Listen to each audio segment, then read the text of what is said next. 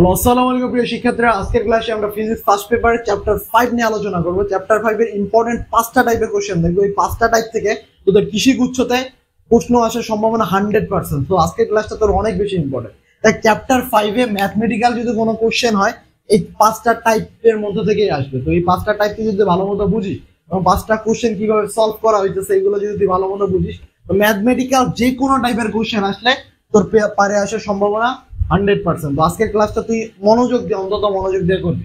Chapter 5 থেকে প্রতি বছর মিনিমাম একটা কোশ্চেন আসছে এবং দুটা আসার সম্ভাবনা অনেক বেশি থাকে। তো একটা আসলে ম্যাথমেটিক্যাল টাইপ থেকেই আসবে, আর দুটা আসলে একটা ম্যাথমেটিক্যাল টাইপ আর একটা থিওরিটিক্যাল টাইপ থেকে আসবে। তো দেখ, আমরা হচ্ছে এই 5টা টাইপ নিয়ে আলোচনা করি। প্রথম যে টাইপ সেটা হলো যে প্রথম কোশ্চেনটা দেখ, একটি রাইফেলের গুলি একটি তক্তা ভেদ করতে পারে, বেগ 3 গুণ করলে কয়টি তক্তা ভেদ করতে পারবে। দেখ, এই অধ্যায় কিন্তু যেই কোশ্চেনই আসুক সব কোশ্চেন কিন্তু খুব বেশি হার্ড লেভেলের হবে না। কোনো কোশ্চেনে খুব বেশি তোর অনেক বেশি ম্যাথমেটিক্যাল জ্ঞান থাকার লাগবে এই অধ্যায় করার জন্য, এমন না। এবং তোর যদি একবারে জিরো নলেজ থাকে, কোনো নলেজই নেই 5 অধ্যায় সম্পর্কে, আজকের ক্লাসে এই 5টা টাইপের যে আমি ম্যাথগুলো করাই দিব তারপরও তুই সবগুলো বুঝতে পারবি। এখন একটি রাইফেলের গুলি বলছে কি, একটি রাইফেলের গুলি একটি তক্তা ভেদ করতে পারে, বেগ 3 গুণ করলে কয়টি তক্তা ভেদ করতে পারবে। বেগ 3 গুণ করলে কয়টা তক্তা ভেদ করতে পারবে। তো এই ম্যাথ করার একটা সূত্র আছে। সেই সূত্র হলো, তোরে যদি কখনো একটা রাইফেল ধর গুলি করছে এবং বেগ n গুণ বৃদ্ধি করা হয়েছে, n গুণ বাড়ানো হয়েছে, ধর একটা গুলি তক্তার যেই ম্যাথই পাবি সেখানে যদি বুলেট এমনি গুলি করে এবং বেগ যদি n গুণ বৃদ্ধি করা হয় এবং তোকে যদি বলে কয়টা তক্তা ভেদ করছে, সেই সূত্রটা হলো n স্কয়ার। n স্কয়ারটি তক্তা ভেদ করবে, n স্কয়ারটি তক্তা ভেদ করবে। এটা খাতার মধ্যে লিখে রাখছে। কখনো যদি কোনো কোশ্চেনে বলে যে একটা গুলি একটা তক্তাকে ভেদ করছে এবং বেগ n গুণ বৃদ্ধি করছে, তাহলে কয়টা তক্তা ভেদ করবে। একটা তক্তা যদি ভেদ করে একটা বুলেট, তাহলে n গুণ বেগ বৃদ্ধি করলে কয়টা তক্তা ভেদ করবে। সেটা হচ্ছে n স্কয়ার গুণ তক্তা ভেদ করবে, n স্কয়ার গুণ তক্তা ভেদ করবে। তো তার মানে এই आंसर কত, বেগ 3 গুণ করা হয়েছে, তার মানে 3 স্কয়ার, তার মানে 9টি তক্তা ভেদ করবে, 9টি তক্তা ভেদ করবে। ওকে, এখন এই রিলেটেড আরেকটা কোশ্চেন বলি। এই রিলেটেড আরেকটা কোশ্চেন হচ্ছে যে একটা বুলেট এমনি বেগ গেছে, ভি বেগে গেছে, যাও কিছু দূর যাওয়ার পর বেগ হয়ে গেছে অর্ধেক, বেগ হয়ে গেছে অর্ধেক। এখন বলা হয় যে আর কত দূর যাইতে পারে, আর কত দূর যাইতে পারে। তোরা যদি বলে যে এখানে এস ডিস্টেন্স গেছে, কোশ্চেনটা এমন হয়, আবার বলি, কোশ্চেনটা হয় যে ভি বেগে একটা বস্তু বুলেট একটা তক্তাকে ভেদ করছে, করার পরে এস ডিস্টেন্স গেছে, এস ডিস্টেন্স যাওয়ার পরে বেগ হয়ে গেছে অর্ধেক। বেগ যদি অর্ধেক হয়ে যায়, সেই ক্ষেত্রে এর পরবর্তীতে বস্তুটা আর কত দূর যাইতে পারে, বস্তুটা মানে বুলেটটা আর কত দূর তক্তাকে ভেদ করবে। তোর কাছে নেক্সট এস চাইতেছে যে একটু কত দূরে যাবে, একটু কত দূরে যাবে। তো যদি বেগ অর্ধেক হয়, বেগ যদি অর্ধেক হয়, সেক্ষেত্রে হচ্ছে যত দূর যাবে সেটা হলো সূত্র s/3, s/3। তার মানে কোশ্চেনে যদি বলে 300 metre per second, 300 metre per second বেগে একটি বুলেট যাচ্ছে, একটা বুলেট একটা তক্তা ভেদ করলো, এরপর বুলেটটি একটা তক্তা ভেদ করে 9 মিটার তক্তা ভেদ করছে, এরপর বুলেটটির বেগ অর্ধেক হয়ে গেছে, এরপর বুলেটটির বেগ এই যে 9 মিটার যখন তক্তা ভেদ করছে, এরপর বুলেটটির বেগ অর্ধেক হয়ে গেছে। এখন বাকি আর কত দূর যাবে, আর কত দূর ভেদ করবে, আর কত দূর। তো বুলেটটা ধর তোর এই পর্যন্ত 300 মিটার পার সেকেন্ড এইখানে ছিল, এরপর হচ্ছে 9 মিটার যাওয়ার পর বেগ হয়ে গেছে অর্ধেক, অর্ধেক হওয়ার পরে 150 মিটার পার সেকেন্ড। এখন আর কত দূর যাবে, সূত্র হলো s/3, তার মানে হচ্ছে 9/3, আর হচ্ছে 3 মিটার যাবে, আর 3 মিটার যাবে।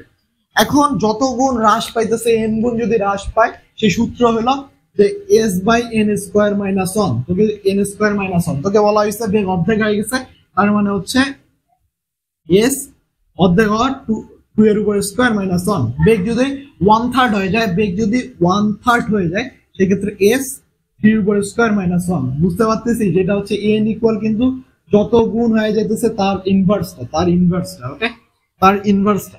এই সূত্রগুলা খাতার মধ্যে লিখে রাখ। এই জিনিসটা আরেকবার অনেকে কনফিউশন থাকতে পারে, যে হচ্ছে n স্কয়ার মাইনাস 1, বেগ বলতেছি অর্ধেক, আমি নিলাম এখানে 2, যাওয়ার কথা তো হাফ না, তুই এনটা নিবি হচ্ছে ওর ইনভার্স মান, যত গুণ অর্ধেক হ্রাস পেয়ে গেছে মানে ওর ইনভার্স মানটা নিবি। যদি বলা হয় বেগ দ্বিগুণ, বেগ তো দ্বিগুণ হওয়ার চান্স নাই, তো তোর 1/3 বলা আছে, তুই নিবি এখানে 3 এর উপর স্কয়ার মাইনাস 1।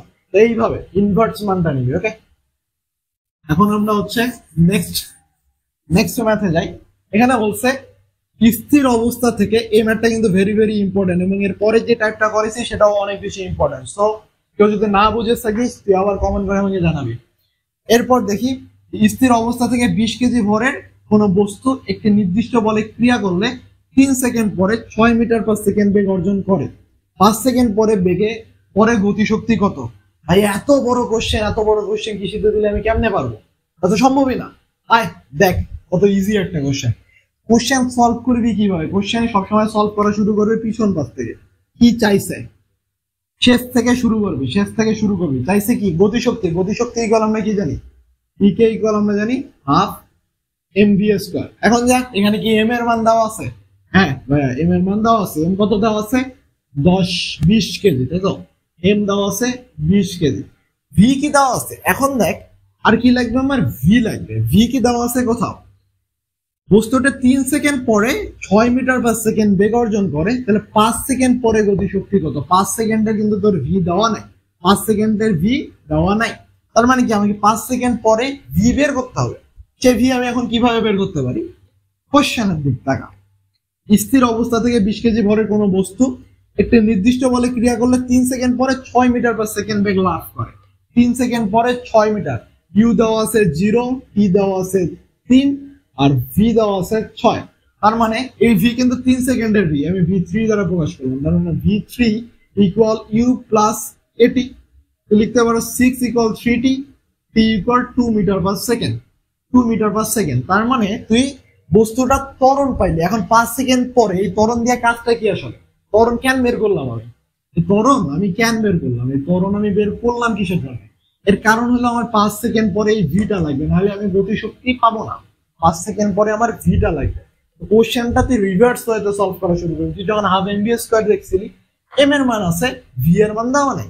v এর মান কত সময়ের v লাগবে? আমার 5 সেকেন্ডের v লাগবে। 5 সেকেন্ডের v আমার দেওয়া নেই। তো আমি কি করছি? আগে v বের করার জন্য আমার কি কি দেওয়া আছে দেখছি, যে আদিবেগ দেওয়া আছে, সময় দেওয়া আছে, ত্বরণ নাই। ত্বরণটা আমি কই থেকে পাই? ত্বরণটা আমি 3 সেকেন্ডের জায়গা থেকে পাবো। ত্বরণ হচ্ছে 2 মিটার পার সেকেন্ড। এখন 5 সেকেন্ড পরে যদি আমার কাছে গতিশক্তি চাইছে, এখন আমি 5 সেকেন্ড পরে ভি ইকুয়াল লিখতে পারো যদি স্থির বস্তু ইউ, তার মানে 5 সেকেন্ড পরে 2 into 5, 10 metre per second. 5 second পরে এখন বেগ ছিল আমার 10 মিটার পার সেকেন্ড। এখন তাহলে গতিশক্তি আমি ইজিলি আরামসে বের করতে পারি। 10 এর উপরে স্কয়ার, এটা 10 গুণন 100 ইকুয়াল 1000 জুল। 1000 জুল। কোশ্চেনটা কি কঠিন ছিল? না, একটু লং ক্যালকুলেশন ছিল, একটু 2-3 ধাপের ক্যালকুলেশন ছিল। তোকে বুঝতে হবে যে কোশ্চেনটা কিভাবে সলভ করবে। তোকে আগে রিভার্স ওয়ে থেকে কল্পনা করতে হবে, রিভার্স ওয়েতে। তো এই টাইপের কোশ্চেন গুলো সলভ করতে মিনিমাম 1 মিনিটের উপর লাগার কথা, যেহেতু তোদের বেস অতটাও বেশি ক্লিয়ার না, তো মিনিমাম 1 মিনিট লাগার কথা। তো তোরা যে কাজটা করবি, যে আগে এই টাইপের যেগুলো দেখতেছিস অনেক বেশি লং ক্যালকুলেশন, এগুলাকে আগে স্কিপ করে যাবে, এগুলো হচ্ছে পরে রাখবে, যাতে করে কিছু হচ্ছে যেগুলো থিওরিটিক্যাল কোশ্চেন ওগুলো আগে অ্যান্সার করে আসবি, তাহলে অনেক সময় বাঁচবে এবং ওই টাইমটা তুই এখানে লাগিয়ে পারবি। কিন্তু প্রথমে যদি এই ম্যাথ গুলো করতে যায় মাথা গরম করে 2 মিনিট সময় দিয়ে দিস, তাহলে তো থিওরিটিক্যালে অনেক পিছিয়ে যাবে। তো এর পরের কোশ্চেনে যাই আমরা। এর পরের কোশ্চেনটা দেখি যে এর পরের কোশ্চেন আমাদের কি বলছে। বলা আছে সংরক্ষণশীল বল দ্বারা 1 কেজি ভরের বস্তুকে এ থেকে বি তে নিয়ে গেছে, এটা এ পয়েন্ট, এটা হচ্ছে বি পয়েন্ট, এবং বি থেকে এতে নিয়ে আসলে কাজ কত? দেখ বি থেকে আবার এতে নিয়ে আসে, সরণ কত? এস 0। যে পয়েন্টে থেকে শুরু হয়েছে সেই পয়েন্টেই আবার ফিরে আসছে, তার মানে কাজ কত? 0। এই ম্যাথটা হচ্ছে জাস্ট একটু কনসেপচুয়াল তোর করতে লাগবে। তুই যদি এই কনসেপ্টটা জানোস যে ওই পয়েন্টে ফিরে আসছে, সরণ যদি 0 হয় কাজও 0 হবে, তো তোর এই ম্যাথটা করতে সময় লাগবে, এই কোশ্চেনের অ্যান্সার দিতে সময় লাগবে 3 সেকেন্ড। 3 সেকেন্ডে এই কোশ্চেনে তুই অ্যান্সার করে দিতে পারবি। এখন আসে এই সেম কনসেপ্ট থেকে আর কি কোশ্চেন হতে পারে। আমরা জানি W equal Fs cos theta. তো দেখ আমার কাজ কিসের উপর নির্ভর করতেছে? একটা বলের উপর নির্ভর করতেছে, এস এর উপর নির্ভর করতেছে, এবং থিটা এর উপর নির্ভর করতেছে। এখন cos থিটা এর ক্ষেত্রে কি হয়? cos থিটা এর ক্ষেত্রে আমার কি হয় এটা আমি বের করতে হবে। তো থিটা এর মান যত শূন্যের কাছাকাছি হবে, আমার মানটা তত সর্বোচ্চ হবে, কারণ cos 0 ডিগ্রি এর মান হচ্ছে 1। তার মানে থিটা যত কম হবে ওই ক্ষেত্রে কাজ তত বৃদ্ধি পাবে। থিটা যত কম, ডাব্লু তত বেশি, থিটা যত কম ডাব্লিউ তত বেশি। এরপর আসি সরণের জন্য। সরণ যত বৃদ্ধি পাইতেছে আমার কাজও তত বৃদ্ধি পাইতেছে, এবং বলের ক্ষেত্রে বল যত বৃদ্ধি পাবে আমার কাজও তত বৃদ্ধি পাবে। সো এই দুটা জিনিস সিম্পল। বল আমার ধর 10 নিউটন বল প্রয়োগ করছি, সেই ক্ষেত্রে একটা কাজ হবে, 20 নিউটন বল প্রয়োগ করছি সেই ক্ষেত্রে কাজ আমার আরো বেশি হবে। এস সরণ 10 মিটার যেতে যে পরিমাণ কাজ করতে হচ্ছে আমার 20 মিটার যেতে আরো বেশি কাজ করতে হবে, স্বাভাবিক জিনিস। থিটা এর ক্ষেত্রে একটু কনফিউশন থাকে যে থিটা বৃদ্ধি পাইলে কাজ বাড়বে নাকি কম পাইলে কাজ বাড়বে। থিটা যত কমতে থাকবে ভাই তত কাজ বৃদ্ধি পাবে, থিটা যত নিচে থাকবে কাজ তত বৃদ্ধি পাবে। এরপরে থিওরিতে যাই। এরপরে থিওরি কি বলছে, 36 কিলোমিটার/আওয়ার বেগে গতিশীল গাড়ির বেগ কত বৃদ্ধি করলে গতিশক্তি দ্বিগুণ হবে? কি বলছে, 36 কিলোমিটার/আওয়ার বেগে গতিশীল গাড়ির বেগ কত বৃদ্ধি করলে গতিশক্তি দ্বিগুণ হবে? তো আমার গতিশক্তি হবে দ্বিগুণ। আগে একটা গতিশক্তি ছিল, এখন গতিশক্তি হবে দ্বিগুণ। তো এটার একটা কমন সূত্র আছে, তোর এখন এর ভিতরে থিওরি জানতে হবে না, আমি একটা সূত্র দিয়ে দেই যে তোর গতিশক্তি যদি দ্বিগুণ হয়, গতিশক্তি দ্বিগুণ হলো, গতিশক্তি ধরলাম এন গুণ হয়েছে, গতিশক্তি এন গুণ হয়েছে, সেই ক্ষেত্রে নতুন বেগটা কত? সেই ক্ষেত্রে নতুন বেগ ভি এন ইকুয়াল হচ্ছে √n/v। এখানে বেগ ছিল 36 কিলোমিটার/আওয়ার, কত বৃদ্ধি করলে গতিশক্তি দ্বিগুণ হবে? আমার গতিশক্তি কত গুণ হচ্ছে? দ্বিগুণ। গতিশক্তি দ্বিগুণ হচ্ছে, এন এর মান কত? 2, তার মানে হচ্ছে √2 × v। 36 কিলোমিটার, 36 কে 3.6 দ্বারা ভাগ দিবি।